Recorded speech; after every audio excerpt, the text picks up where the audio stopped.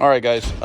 You guys asked for a video, so the only way to do a longer video for you is to go about it this way. I'll kind of run through a few things with you. You asked for the trailer. This is the setup here, 2-inch ball, and I do know that this hitch moves as you go. Obviously, the cables and stuff like that. It does have a new strap down there. Just kind of walk through it with you here on the trailer side, and then we'll bump up to the boat. So here we got the wheels and tires. They stay pretty clean for the most part. And then, as you can see, I did have them serviced as far as the wheel bearings and stuff like that, but definitely things that you need to keep an eye on. I think on the other side I got maybe a leak, but nothing that's been concerning for me at all. The tires are still very, very good shape. I did have them recently done. I can't remember which season. All the lights on the trailer do work, and I can show you that if you guys need to get into further detail, but they do work. On this portion, I know I explained it. That cover for that light came up missing, so I haven't necessarily got that taken care of at all yet, but just to be kind of open and honest with you guys on it. As you can see, not really too many issues here. If you wanted to redo the carpet, I can understand that too, but a couple dings and stuff like these on the fenders, if you can see that. This is the one that was kind of giving me an issue on the grease here, so if that's something of importance to you, usually I'll just wipe it down. It's not been seasoned or anything like that, so I haven't heard any noise or anything too concerning. And as you can see, these are still in good shape as well, so I had all 4 of them changed out. So once again, I do have some more dents, or not dents, but some paint here from rocks, and then there's some, I don't know necessarily if that's rust, but I haven't seen it grow or get any worse. I do keep this thing stored indoors and try to keep it for the most part as dry as possible on that. Just kind of going around. There's your spare. Honestly, I haven't checked that, and it'd probably be a good thing to do. For the most part, trailer's in pretty good shape. So, and then there's your jack to lift it up as needed. So that's it for the trailer. And then kind of coming up to the boat here, get into this. You guys had asked about some of the nose. As you can see, it's nothing that's gonna structurally mess with the hull at all. It's fairly cosmetic. And honestly, if you're just to replace this around the boat, you'd be quite okay. The gel coat, in all honesty, I think is in still very, very good shape. I do try to keep it maintained and clean. I think with a good little elbow grease and some good wax and products there, you should be able to bring this back no problem. And it's more so on the up where you would sit. So, and then I'll just kind of go over the boat with you. If you have any other further questions in detail, it's still good current tags for you guys. I know you're from another state there, so that shouldn't be an issue.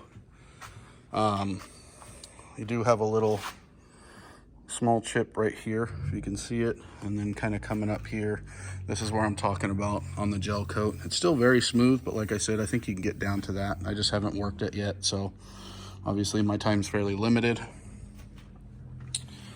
This is kind of where we're looking.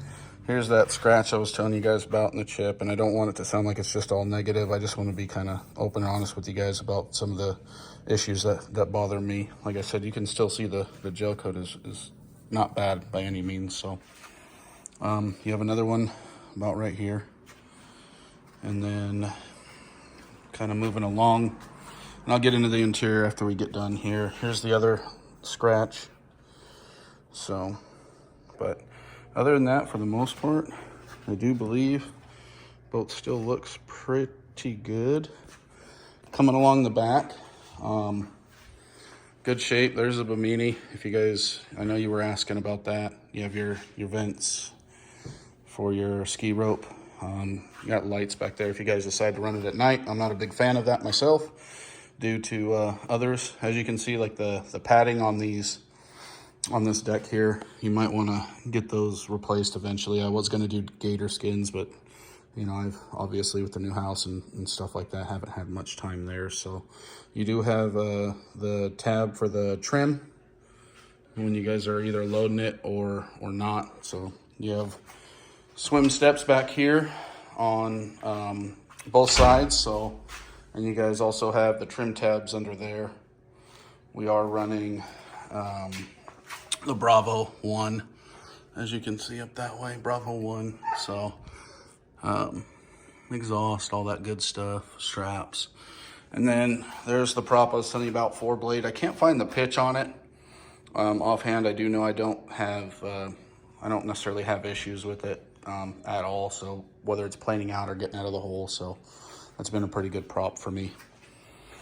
On this side, not necessarily the same amount of issues or defects here, but I'll kind of go over those.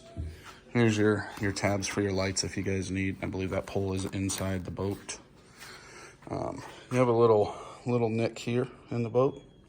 As you can see, the gel coat's still nice on this. It's not jacked up like you see on some of the other boats that aren't stored. I did see this down here, and that also is kind of a nick. More than likely can be filled. Nothing on this as far as the damage goes is anything in relation to compromising the whole structure. I just want to make sure that we're clear on that one.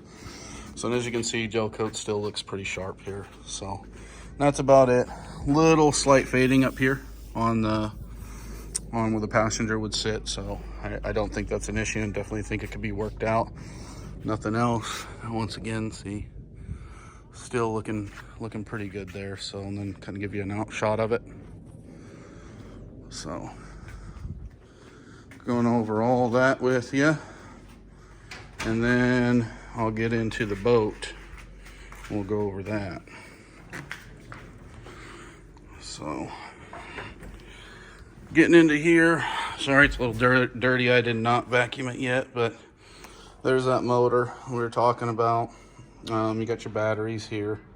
So yes, I do believe someone had stained the carpet. I don't think that was my father, but maybe me at some point if I added fluids or not. But this motor has been pretty darn good so far. So here's the back seat under here, and then I will show you, it might be a mess, but you do have the Pergo switch here. That'll help as far as the batteries and all that good stuff. There are some speakers. I haven't really messed with the stereo too much in here. Like I said, I do run the block rocker. Interior for the most part's in pretty darn good shape in my thoughts and opinion. I do have right here, I'm guessing where people are going to sit or either put their feet up. Obviously, I don't keep eyes on a lot of that, or I'm not able to, and same concept over there. So other than that, actually, since I'm here, go through that switch with you. I can show you. Turn it on to all. And then we'll come up here. Just to kind of show you the hatch operation right here.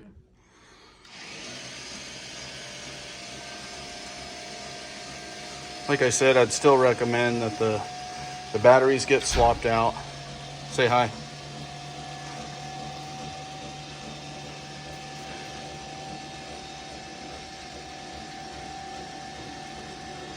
Takes a little bit.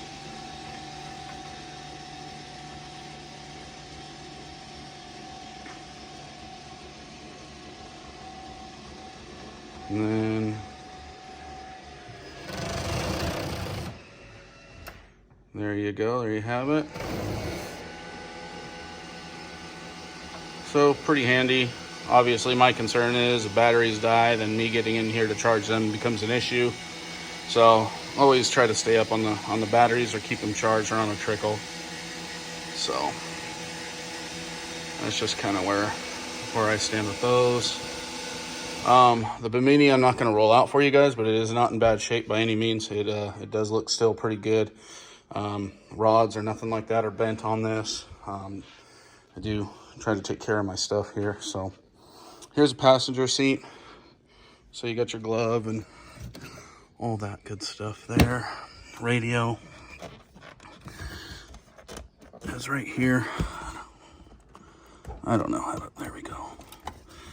Like I said, I don't really mess with it. I don't listen to it, but the speaker cover's a little jacked, but they are marine grade, I believe. So the seat, I did notice right here, there's some, you know, it's missing a little bit on that vinyl there. Nothing as far as hole or anything like that. Maybe something that you guys would look at. So, and then on the seat here, remember I was telling you guys about the stitching.